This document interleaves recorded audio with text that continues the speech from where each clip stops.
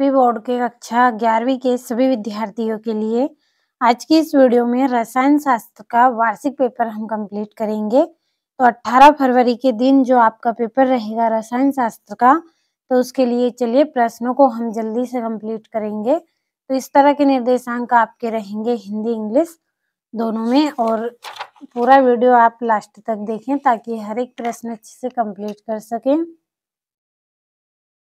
ये यहाँ से आपका पहला प्रश्न, सही विकल्प चुनिए। तो पहले प्रश्न में आपको सही विकल्पों को चुनकर लिखना है। तो पहला है 7 ग्राम नाइट्रोजन गैस का एनटीपी पर आयतन होगा। तो 7 ग्राम नाइट्रोजन में एनटीपी पर कितना आयतन रहेगा आपका? 5.6 लीटर रहेगा। तीसरा है 3p कक्षक में कितने त्रिज्य नोड होंगे? तो इसमें एक त्रिज्य नोड होंगे। तीसरा है निम्न में से किसमें सर्वाधिक सहसंयोजी गुण होते हैं? तो किसमें होते हैं? AlCl3। अगला है निम्नलिखित में से कौन सा हाइड्राइड इलेक्ट्रॉन परिशुद्ध हाइड्राइड है? तो इसका आंसर रहेगा CH4। पांचवा है त्रिकेंद्रित 2 इलेक्ट्रॉन बंध किसमें उपस्थित हैं? तो इसका आंसर आपका रहेगा B2H6। और निम्न में से किसमें ज्यामितीय समवेतता होती है? तो इसका आंसर रहेगा ब्यूटूइन। ये वाला सही आपका इसमें रहेगा। अब इंग्लिश मीडियम वाले बच्चों के लिए टिक करेंगे। तो पहले का C, दूसरे का 1 यानी A वाला, और तीसरे का C रहेगा। यहाँ से कंप्लीट आपको अच्छे से कर लेना है। बढ़ते हैं चौथे प्रश्न की ओर। तो चौथे का CH4 रहेगा आंसर सही, पांचवे का B2H6 और छठे का ये D आपका रहेगा। अगला प्रश्न है रिक्त स्थानों की पूर्ति कीजिए। पहला है STP पर 22.4 LCO2 का द्रव्यमान डेश होगा। तो इसका आपका रहेगा 44 GM। अगला है एक तत्व का परमाणु क्रमांक 11 है, इसके ऑक्साइड की प्रकृति डेश होगी। तो इसकी जो प्रकृति है वो क्षारीय होगी। अगला है यदि कोई तत्व निम्नतम ऑक्सीकरण अवस्था में है तो वह डेश दशा में होगा। तो वह कौन सी दशा में होगा?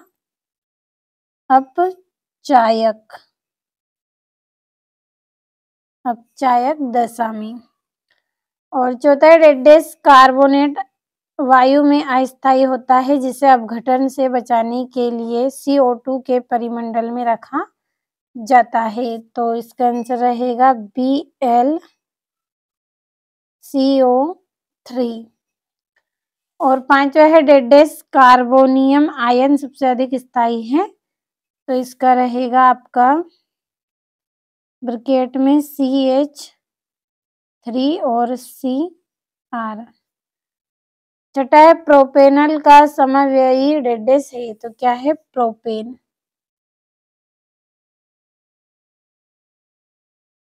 यहाँ से इंग्लिश मीडियम वाले बच्चों के लिए हम कंप्लीट करेंगे।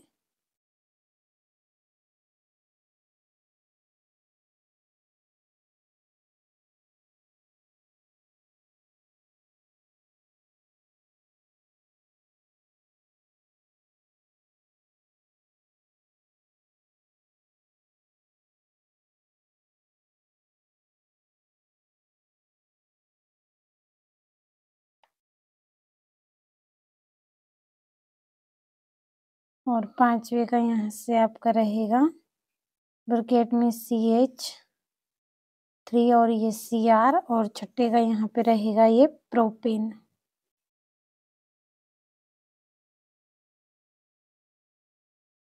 तो ये हो गए हैं आपके यहाँ से रिक्त स्थान। बढ़ते हैं अगले प्रश्न की ओर। अब यहाँ से आपका जो तीसरा प्रश्न है उसमें आपको जोड़ियां बनानी है। तो आपकी जो पहली जोड़ी है वो आपकी पहली जोड़ी रहेगी मोलरता। तो इसकी जोड़ी आएगी आपकी मोल बटा लीटर। दूसरा है सबसे अधिक आयनिक त्रिज्या है, तो C4 की रहेगी। और जल में कठोरता Ca2 धनायन, और इलेक्ट्रोफाइल नहीं है तो Na धनायन। और हकल का नियम, तो इसका रहेगा एरोमेटिकता। तो ये हो गई आपकी जोड़ियां। यहाँ से हम नंबर डाल लेंगे।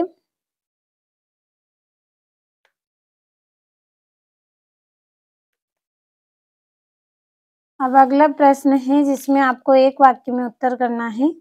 पहला है इलेक्ट्रॉन की निश्चित प्रक्षेप पथ के अस्तित्व की संभावना समाप्त हो जाती है। तो इसका आंसर रहेगा हाइजेनबर्ग का अनिश्चितता का सिद्धांत। तो यहाँ पे मैं भरूंगी।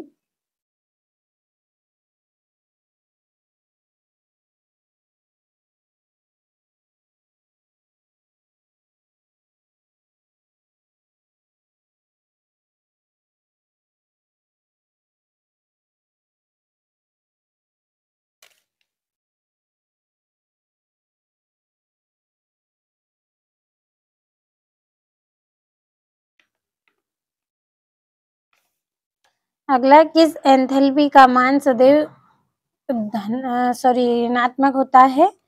तो दहन की एंथैल्पी।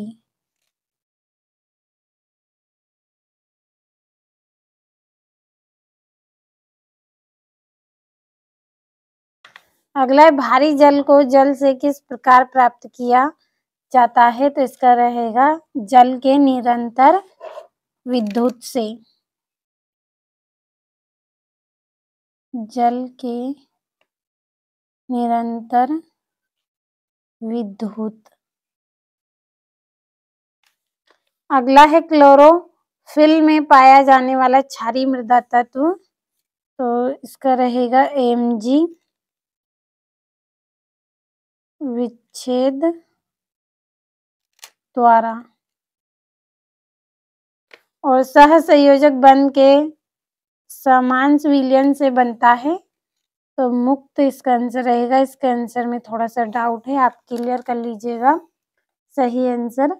और यहाँ से हम इंग्लिश मीडियम वाले बच्चों के लिए कंप्लीट करेंगे। तो पहले का आंसर हम यहाँ पे भर लेंगे।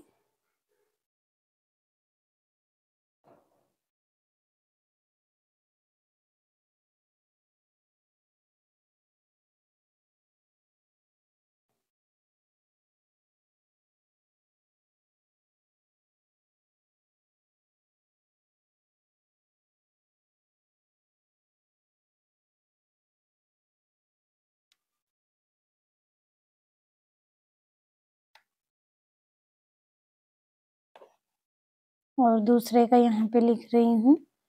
और देखिए, आप सभी को पढ़ लीजिए। मैं यहाँ पे केवल आंसर भर रही हूँ, आप कंप्लीट करें सभी को।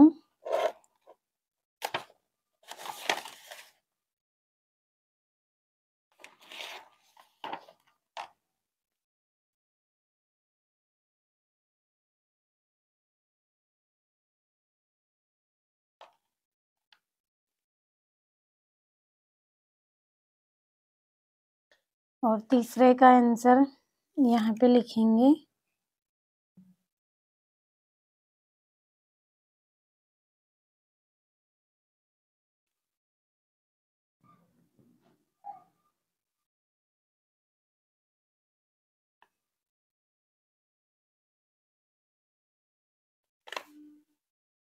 और चौथे का यहाँ पे।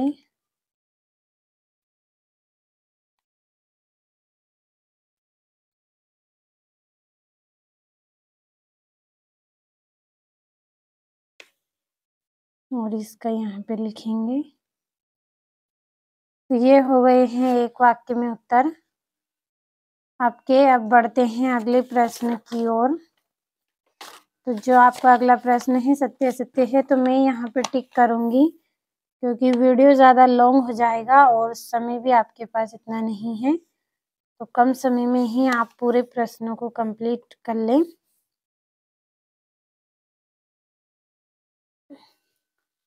यहाँ से कंप्लीट करें सभी प्रश्नों को। और ये आपके यहाँ के 2-2 नंबर वाले प्रश्न हैं, 6ठा 7वां, सभी को अच्छे से पढ़ लीजिए।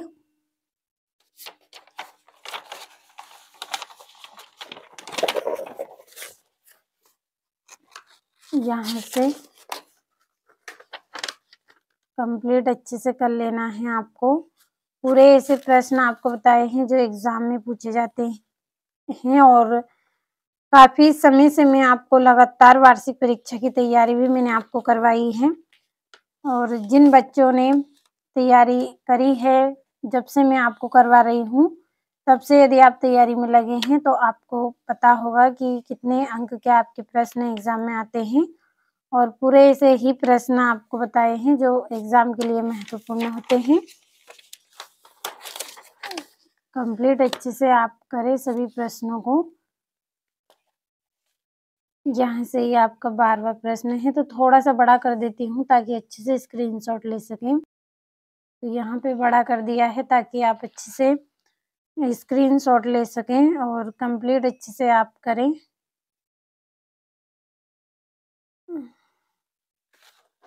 और ये यहाँ से आपका 19वां प्रश्न है, और ये यहाँ से 20वां प्रश्न। तो आज की इस क्लास में जितने भी प्रश्न आपको बताए हैं, सभी को अच्छे से आप कंप्लीट कर लें।